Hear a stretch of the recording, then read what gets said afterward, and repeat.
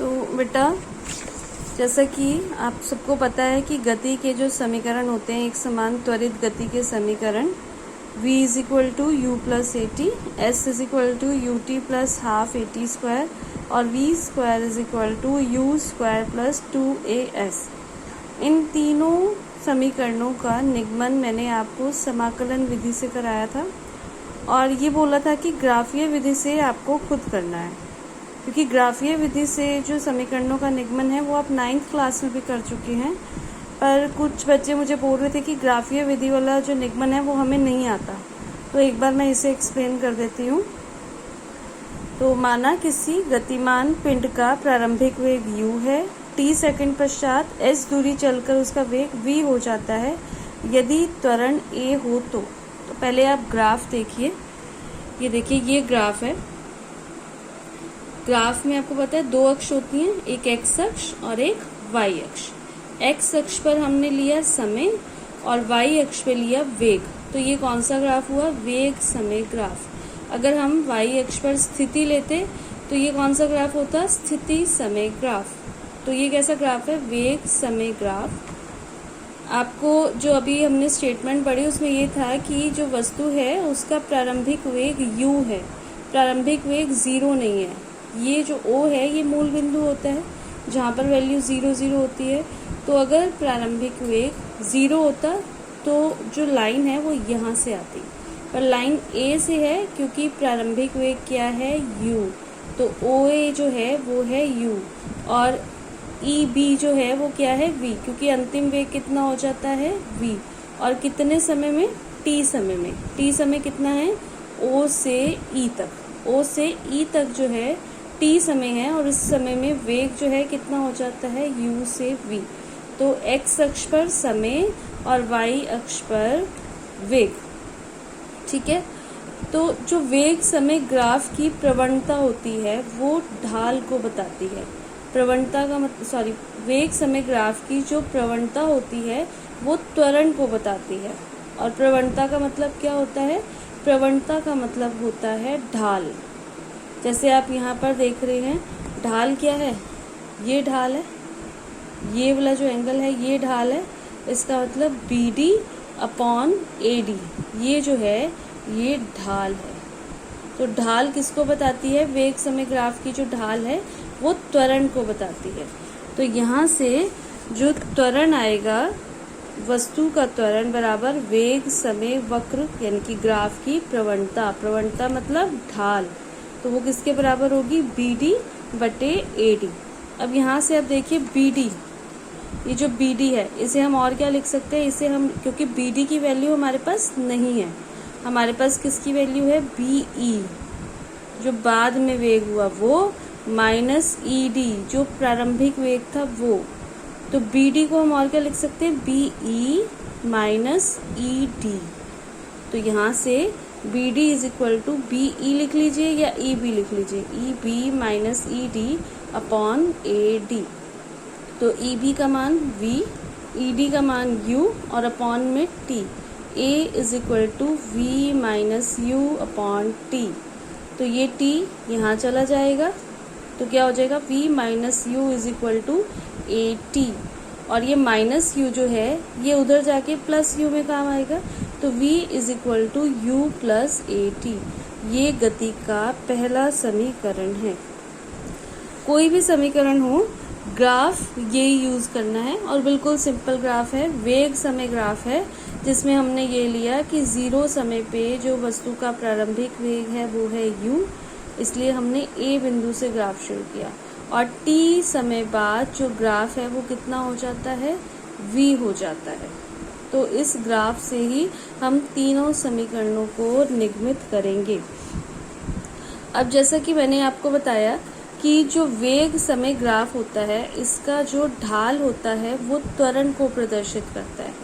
इसी तरीके से जो वेग समय ग्राफ द्वारा जो घिरा हुआ क्षेत्रफल होता है, ये कौन सा क्षेत्रफल है वेग समय ग्राफ द्वारा?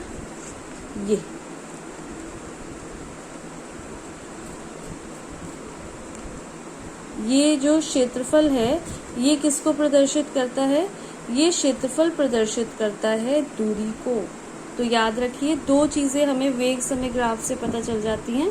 अगर ये क्वेश्चन न्यूमेरिकल फॉर्म में भी आ जाए आपको कि एक वेग समय ग्राफ दिया जाए और उससे आपको त्वरण या दूरी पूछी जाए या विस्थापन पूछा जाए, तो कैसे पता चलेगा? जो वेग समय ग्राफ का ढाल होता है वो त्वरण को प्रदर्शित करता है, और वेग समय द्वारा जो घिरा हुआ क्षेत्रफल होता है, वक्र द्वारा जो घिरा हुआ क्षेत्रफल, वो क्षेत्रफल किसको प्रदर्शित करता है? वो दूरी को प्रदर्शित करता है। ये मैं इसलिए आपको बता रही हूँ क्योंकि जो गति की दूसरी समीकरण है वो कौन सी समीकरण है? वो किसको बताती है? वो दूरी को ही तो बताती है। एस से ही शुरू होती है ना, S is equal to U T plus half A T square. तो वहां पर हम इस रिलेशन को यूज करेंगे। तो आप देखिए, वस्तु द्वारा तय की गई दूरी s किसके बराबर होती है? वेग समय ग्राफ तथा समय अक्ष के मध्य घिरी आकृति का क्षेत्रफल। वेग समय ग्राफ ये है और समय अक्ष ये, तो इसके बीच में ये आकृति है। तो इस आकृति को हम दो हिस्सों में डिवाइड कर सकते हैं।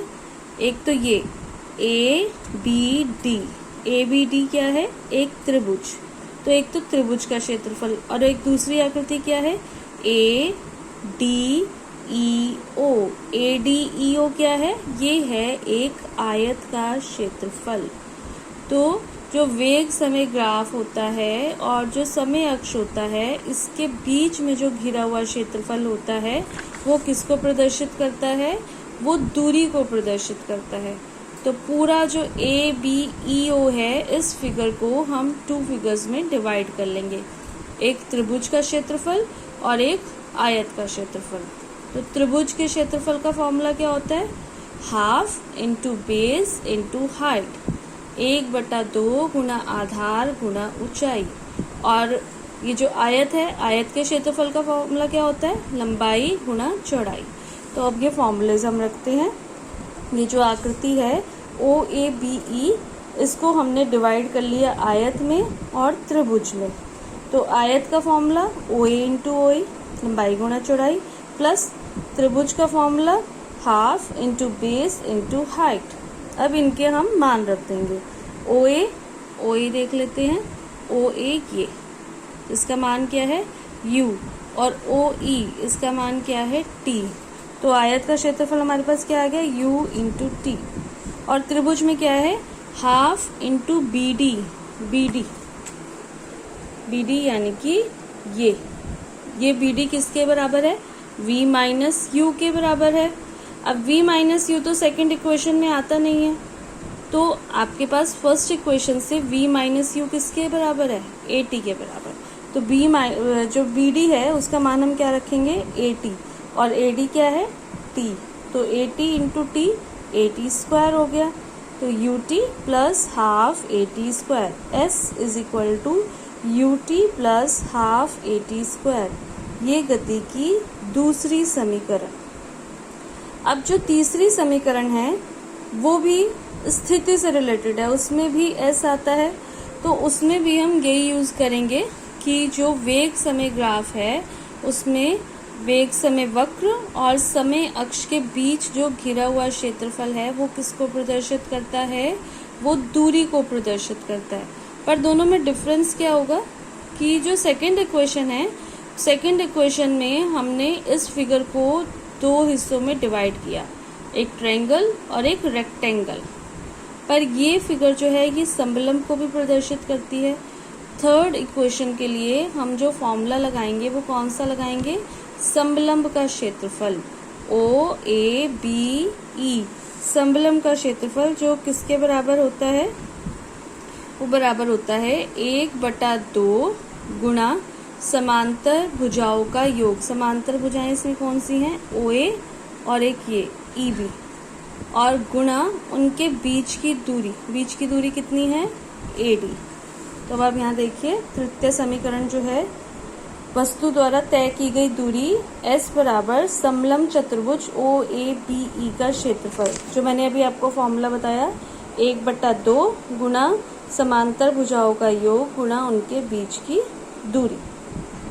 तो ओ ए प्लस ई बी गुणा ओ ई को जो है इन्होंने क्या रख दिया? ओ ई को रखा ई बी माइनस ओ ए अपॉन ए। देखिए यहाँ से ओ ई हमारे पास क्या है, ये टी को हम और क्या रख सकते हैं, टी का जो मान है, आप वहाँ उस फॉर्मूले पे मत जाइए, टी का मान हम सिंपली यहाँ से रख देंगे, क्योंकि जो थर्ड इक्वेशन है उसमें टी नहीं आता, तो टी को हम इसके यहाँ से टी की वैल्यू निकालेंगे, वो क्या होगी, और उससे रिप्लेस करेंगे वी, ये यू प्लस में इधर आएगा तो माइनस में वी माइनस यू, और ए मल्टीप्लाई में है वो इसके नीचे आ जाएगा, v minus you upon A, T का मान ये रखा जाएगा।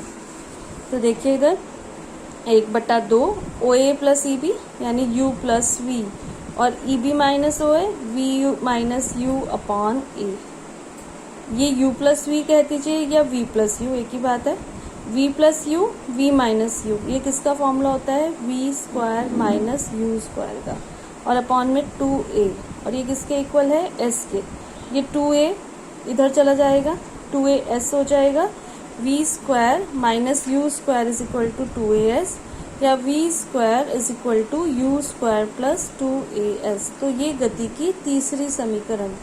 तो बिल्कुल इजी है ग्राफीय मेथड, आपको एक ग्राफ बस बनाना है, वेग समय ग्राफ, और वेग समय ग्राफ की जो ढाल होती है वो त्वरण को प्रदर्शित करती है, और वेग समय ग्राफ से जो घिरा हुआ क्षेत्रफल होता है वो दूरी को प्रदर्शित करता है।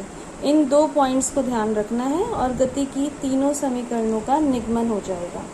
अब इसकी कुछ विशेष स्थितियां हैं। सबसे पहले, यदि कोई पिंड स्थिर अवस्था में हो, स्थिर अवस्था मतलब विराम अवस्था, तो विराम अवस्था में u कितना हो जाएगा, 0, कि प्रारंभिक वेग 0 हो गया। तो जो गति की समीकरणें हो जाएंगी वो क्या हो जाएंगी, v is equal to at, s is equal to half at square, v square is equal to 2as। दूसरा, यदि वस्तु का जो वेग है वो घट रहा हो, तो त्वरण की जगह हम क्या यूज करेंगे, माइनस, प्लस a की जगह माइनस a, और माइनस वाला जो ऋणात्मक त्वरण जो होता है उसको बोला जाता है मंदन। तो यहाँ पर जो इक्वेशंस हो जाएंगी वो v is equal to U minus A T, S is equal to you T minus half A T square, और v square is equal to you square minus 2as। Third, यदि वस्तु का वेग नियत हो, तो मैंने आपको बताया है कि अगर वेग नियत हो तो त्वरण कितना हो जाता है, 0, क्योंकि त्वरण क्या होता है, वेग परिवर्तन की दर। वेग अगर कांस्टेंट है, चेंज नहीं हो रहा है, तो त्वरण होगा 0। तो equations v is equal to U, S is equal to you T, V square is equal to you square, ये गति के समीकरण होंगे। एक और टॉपिक है इसमें, पृथ्वी के गुरुत्व के अंतर्गत गति की समीकरण। वो जो गति की समीकरणें हैं वो हम तब अप्लाई करते हैं जब वस्तु एक सरल रेखा में गति कर रही हो। अगर हम वस्तु को ऊपर की तरफ फेंकें या वस्तु h ऊंचाई से नीचे गिर रही हो, तो जो इक्वेशंस हैं उनमें क्या क्या चेंज होता है, a की जगह आ जाता है g, त्वरण की जगह आता है गुरुत्वीय त्वरण। अगर वस्तु नीचे गिर रही है तो इक्वेशंस सारी क्या हो जाएंगी, a की जगह h आ जाएगा और s दूरी की जगह हाइट आ जाएगी।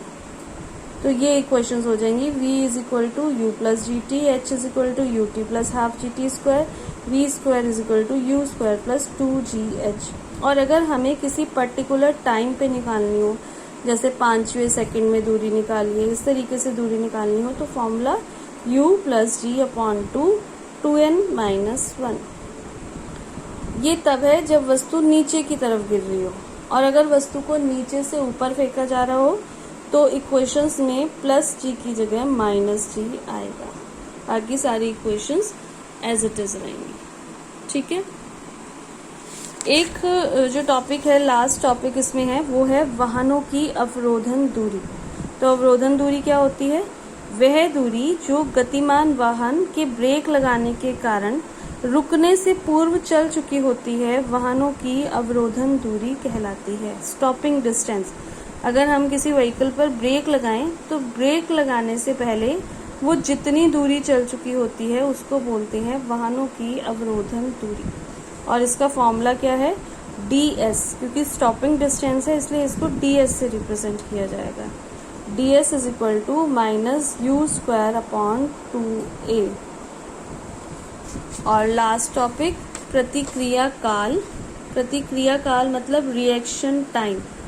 कोई भी सिचुएशन हमारे सामने आए, उस सिचुएशन को हम पहले सोचें कि ये क्या हुआ, फिर उसका कुछ हम रिएक्शन दें, तो वो रिएक्शन देने में जो टाइम लगता है उसको बोलते हैं प्रतिक्रिया काल। ये देखिए, कभी कभी हमारे सामने ऐसी परिस्थिति पैदा हो जाती है कि हमसे तत्काल कार्यवाही की उपेक्षा की जाती है, किंतु अनुक्रिया मतलब रिएक्शन व्यक्त करने में हमसे कुछ समय लग जाता है। प्रतिक्रिया काल किसी व्यक्ति को कोई घटनाक्रम देखने, उसके विषय में सोचने तथा कार्यवाही करने में लगा हुआ समय है। मतलब कोई एक्शन हुआ तो उसका जो हम रिएक्शन देंगे, उसमें जो टाइम लगेगा रिएक्शन देने में, वो क्या कहलाता है, रिएक्शन टाइम। और इसका कोई पर्टिकुलर फॉर्मूला नहीं है। अब आपका ये चैप्टर कंप्लीट हो गया। अब इसके बाद हम करेंगे वर्कशीट।